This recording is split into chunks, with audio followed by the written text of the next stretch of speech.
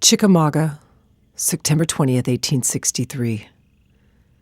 Dear Father, forgive your dying daughter. I have but a few moments to live. My native soil drinks my blood. I expected to deliver my country, but the fates would not have it so. Pray, Pa, forgive me. Tell Ma to kiss my daguerreotype.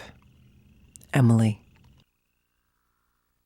If it is God's will for me to fall in the field of battle, it is my will to go and never return home.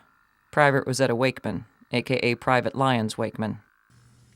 In 1862, Sarah Rosetta Wakeman began writing home about her experiences in a regiment around Alexandria, Virginia. Her family give a record of a female soldier's everyday life.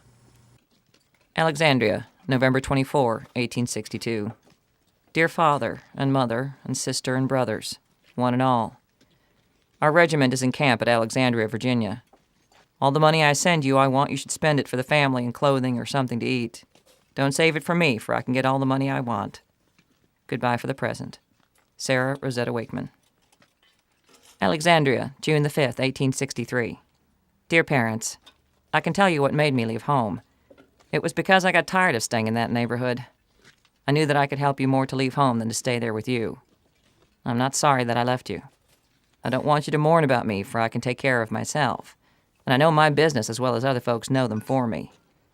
I will dress as I am a mind to, for anyone else cares. And if they don't let me alone, they will be sorry for it. Write to me about Alfonso. Tell him that I can make the best soldier than he would. Rosetta. P.S. As I sit here writing, I can hear the cannon roar from Fort Lyon.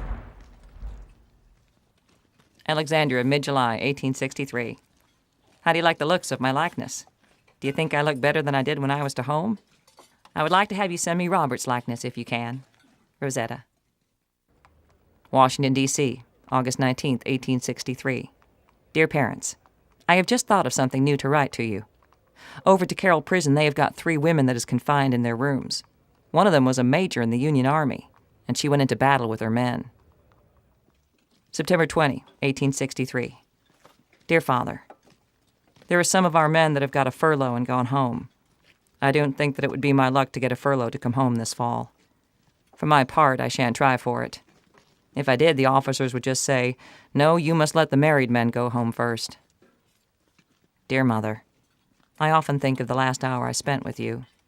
You needn't think that I don't care anything about you, for I do. You are a mother yet.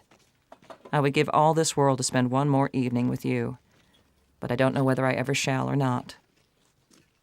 December the 28th, 1863.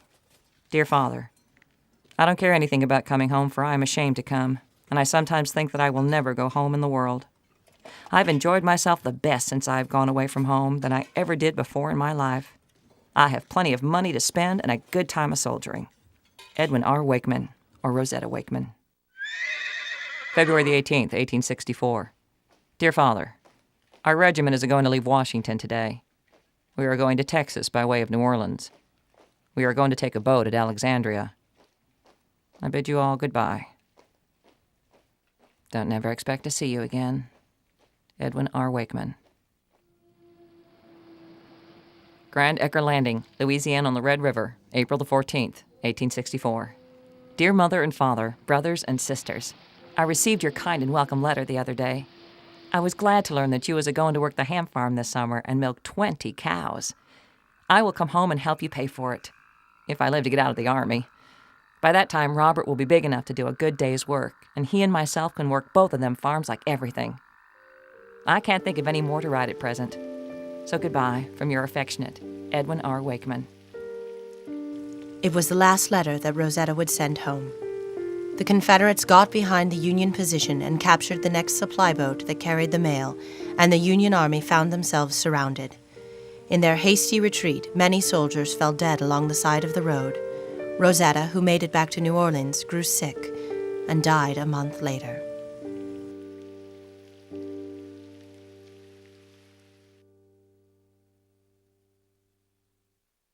Sarah Rosetta Wakeman was in so many ways very typical of the women soldiers who served during the war. She was from a yeoman farming family. She was not wealthy. She was semi-literate. She was, her whole life, a hard-working farm girl. In the 19th century, this was really non-traditional. You were actually considered kind of crazy to be dressing this way.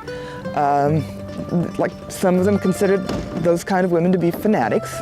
Working class women, yeoman farmer women, pioneering families, none of those women had the luxury to just take care of the house and the children. On small farms and in pioneer families, women were out in the fields. Women were working at difficult jobs in the mills. Women were working as maids and domestic servants. So the lives of many Victorian women were in direct contrast to these social ideals. These social ideals had no place in the lives of working class women, farming women, and pioneering women. And it is those women, more often than not, who went off to war. Upper middle class women and plantation daughters rarely entered the ranks of the Union and Confederate armies. The women that populated the armies were women who already knew how to shoot a gun, women who already knew how to ride a horse, women who were already accustomed to bad living conditions or living outdoors or harsh manual labor. Those are the women that went to war, and those are the women that fought and died for their country.